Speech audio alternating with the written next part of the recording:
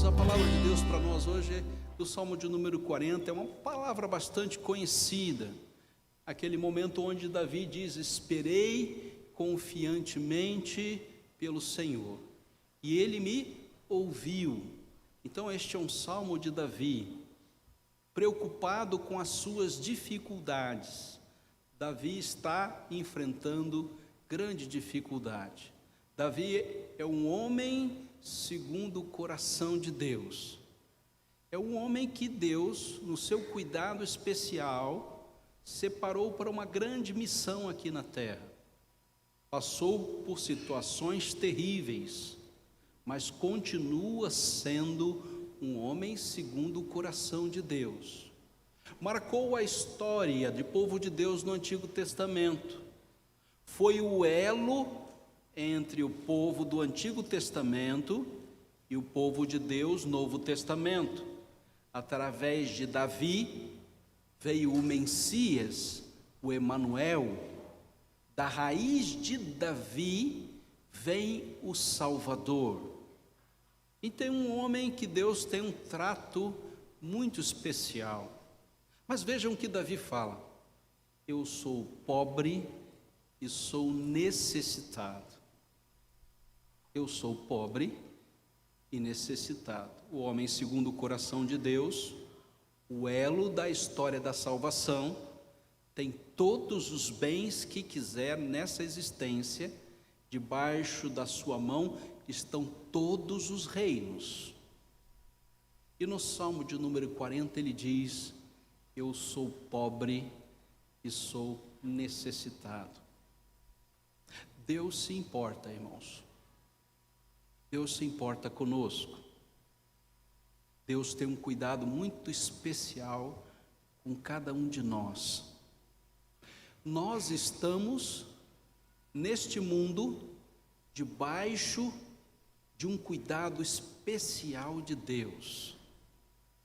Deus nunca nos trata como alguém desprezível. Nós somos aqueles que Deus cuida com grande interesse. Todos nós vivemos debaixo desse cuidado de Deus. E Davi reconhece: porém, o Senhor cuida de mim. Deus se importa com cada um de nós. A nossa história não está escondida de Deus. E nada que eu faça e que eu deixe de fazer vai fazer a menor diferença para o cuidado de Deus. Deus é o cuidador daqueles que Ele chama, daqueles que Ele busca, daqueles que Ele trata. Deus se importa, porém Deus cuida de mim. Eu sou pobre e necessitado. Quem somos nós, pastor? Você chegou aqui na igreja e você descobriu que você tem uma nova vida em Cristo Jesus. Você é salvo. Você tem a certeza de que você faz parte da raça eleita, do novo Israel de Deus. Que bênção! Nós sabemos que nós temos o cuidado do próprio Deus no seu Espírito e somos fortalecidos com poder mediante o Espírito no homem interior. Nós sabemos disso. Aí você pergunta: pastor, como é que o senhor diz que nós somos pobres e somos necessitados? E o culto ao vanglorismo se acende em nossos corações. E os nossos pais já fizeram isso. Ouviram uma conversa estranha. Nós somos os pobres e os necessitados. E Deus se importa conosco.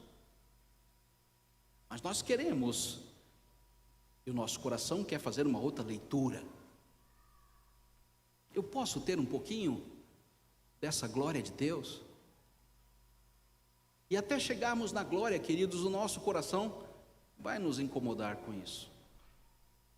vai atrapalhar a nossa caminhada. Nós sempre tangenciaremos a glória de Deus para buscar um pouquinho para nós. Essa é a nossa tendência. Eu costumo dizer que o crente é aquele que não pode ver um tijolo que quer subir em cima. Será que eu posso aparecer um pouquinho, pastor? Será que eu posso fazer um showzinho? Tem espaço no culto para eu fazer um showzinho? E de showzinho em showzinho, a liturgia é destruída, né? Como que a gente acaba com o culto? Um show de homens, show de homens, show de homens, até nós perdemos o próprio sentido do culto, que é dar glória somente a Deus. Certa feita, estava numa igreja, um jovem com problemas de saúde, psiquiátricos. Ele dizia: pastor, faz qualquer coisa, mas não me tira do louvor, senão eu morro. O louvor não era para Deus, o louvor era para ele mesmo, da possibilidade dele fazer alguma coisa para a sua glória. Eu falei: meu querido, é hora de ir para o médico e se tratar. Sua cabeça não está bem. Então, o cuidado que nós temos diante da importação de Deus, o cuidado que Deus tem conosco, deve ser conosco mesmos. Pastor, eu sou salvo, eu sou raça eleita, eu recebo o poder do Espírito Santo, agora eu acho que a coisa vai acontecer. E essa é uma leitura secularizada de ser gente. Você precisa de um pouco de glória. Você precisa de um sucesso para que os outros te aplaudam. Aí Davi vira isso e diz: não é isso. Eu sou pobre e eu sou necessitado. Eu sou carente, eu sou aflito, eu sou miserável, eu sou fraco. E no delinear do original, todas essas palavras podem surgir no texto. O contexto é de destruição, o contexto é de dificuldade. Salvos, cheios do Espírito, mas passando por dificuldades aqui na terra. Então, queridos, não há glória para nós. Aqueles que vão para o cristianismo e seguem a Cristo com algum objetivo de glória pessoal, terão dificuldades, enfrentarão muitas lutas, atrapalharão muitas comunhões de muitas igrejas, porque estão ensimesmados. A coisa é para mim.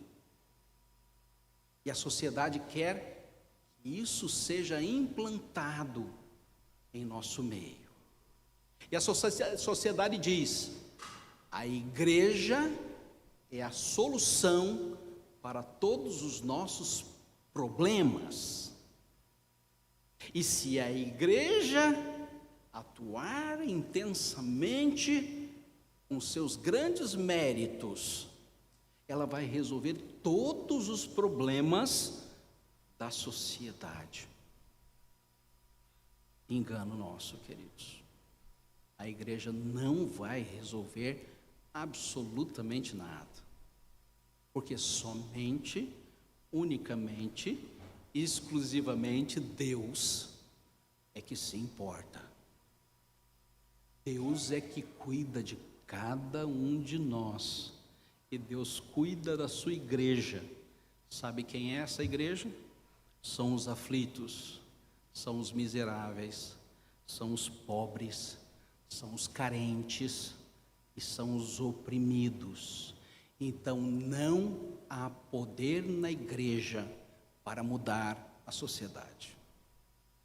Não há poder na igreja para mudar a sociedade. Lamento lhe dizer isso. Se você estava pensando que a igreja ia resolver ela não vai resolver. Somente Deus o pode.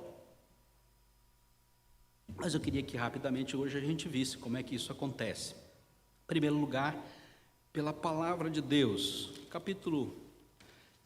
Versículo 7 do Salmo 40 diz: Então eu disse, eis aqui estou, no rolo do livro está escrito a meu respeito.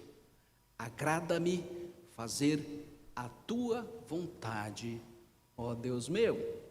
Que coisa maravilhosa a gente descobrir que Deus tem algo escrito.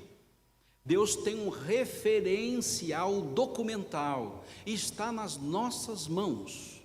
Esse referencial documental é esse que vai trabalhar em nossas vidas, a fim de que o homem seja perfeito e perfeitamente habilitado para toda boa obra. E esse instrumento de Deus, que está em nossas mãos, nos dará condições de, no tempo que passarmos aqui na terra, fazer a vontade de Deus. Fazer aquilo que Deus espera de cada um de nós, pobres, necessitados, carentes, oprimidos, aflitos, miseráveis e fracos. Somos nós, igreja. Temos um referencial em nossas mãos. É o único que pode consertar o nosso caminho. Somente através dele seremos restaurados, capacitados para fazer toda boa obra, tudo que é de bom, na vontade de Deus, que é boa, perfeita e agradável. Se nós trabalharmos sem a palavra de Deus, ficaremos sem referência. E a pergunta sempre é: o que diz a palavra de Deus? Infra ou supra-lapsariano, como ouvimos hoje pela manhã, né? Infra, supra, antes ou depois, lapso, queda. Antes ou depois da queda do homem? Deus estabeleceu seus decretos antes ou depois da queda do homem? Boa pergunta, nem os teólogos sabem responder. Não fiquem surpresos, né? Isso dá muita discussão e dá muito pano para manga, né? Mas se Deus resolveu e quando, é Deus que sabe. Então a palavra é suficiente para nos dar condições para fazermos a vontade de Deus, que é boa, agradável e perfeita. 2, o perdão, que é a busca do necessitado. A busca do necessitado é receber perdão. Verso de número 2: tirou-me de um poço de perdição, de um tremedal de lama, colocou-me os pés sobre uma rocha. Rocha, Antigo Testamento, base da salvação, e me firmou os passos. Então nós temos a palavra que nos ensina, que nos repreende, que nos corrige, que nos educa. Nós temos o perdão de Deus, e todos nós recebemos o perdão de Deus como pobres e necessitados. Não tem mérito aqui não, queridos. Você não vai receber o perdão de Deus porque você pagou alguma promessa. Você vai receber o perdão de Deus porque Jesus Cristo já pagou o preço. O perdão de Deus só vem a nós, pobres e necessitados, igreja, porque Deus já enviou o Salvador. E é Ele quem vai fazer com que os pecadores, na instrumentalização do Espírito Santo, trazendo-nos a humildade, reconheçamos a necessidade do Salvador, Jesus Cristo, derramando o seu sangue sobre cada um de nós. Nosso potencial de pecadores é imenso. Nós somos muito e muito hábeis em pecar, tanto quanto todos os dias pela manhã a gente diz: Senhor Deus, perdoa-me dos meus pecados, que são muitos. Eu queria até contá-los, mas tem pecado até que eu cometi, que eu não tenho nem conhecimento, só o meu coração dói. Somos pecadores, sim, pobres, necessitados. Porém, Deus cuida de mim. Ele me trouxe, me deu condições de receber o seu perdão. Só recebe o perdão aquele que humildemente confessa e se arrepende. Então, o pobre necessitado tem a palavra que ensina, que repreende, que corrige, que exorta. Tem o perdão de Deus, que nos é dado por Jesus Cristo. Que coisa maravilhosa. Pedro, tu me amas? Pedro, tu me amas? Pedro, tu me amas? Senhor, tu sabes de todas as coisas. Ainda que eu seja pecador, eu quero reconhecer, eu te amo. Ainda que eu seja pecador, eu te amo. Apacenta as minhas ovelhas. Em último lugar, da comunhão, né? E a gente lê aí o verso seguinte, verso de número 9. Proclamei as boas novas de justiça na grande congregação. Jamais cerrei os lábios, tu sabes, Senhor. Há uma relação de comunhão entre nós e Deus. E o princípio aqui é da unidade. Essa relação da união que temos entre nós e Deus repercute nesta relação que nós temos aqui. O princípio da unidade nos traz, como pobres e necessitados, para uma igreja, onde eu conheço os meus irmãos, onde os meus irmãos me conhecem, onde a gente presta culto a Deus e se relaciona com Deus na unidade da sua igreja. E aqui os necessitados são fortalecidos. De vez em quando a gente faz uma coisa, coloca uma mesa aqui na frente, o pão e o cálice, e nós falamos: examine-se, pois, o homem a si mesmo, e assim coma do pão e beba do cálice. Esse espírito de unidade nos é dado na comunhão dos santos. Santos em Cristo Jesus. Termino, queridos. Deus se importa com o necessitado. A palavra nos transforma. O perdão nos reforma. E a comunhão nos conforma.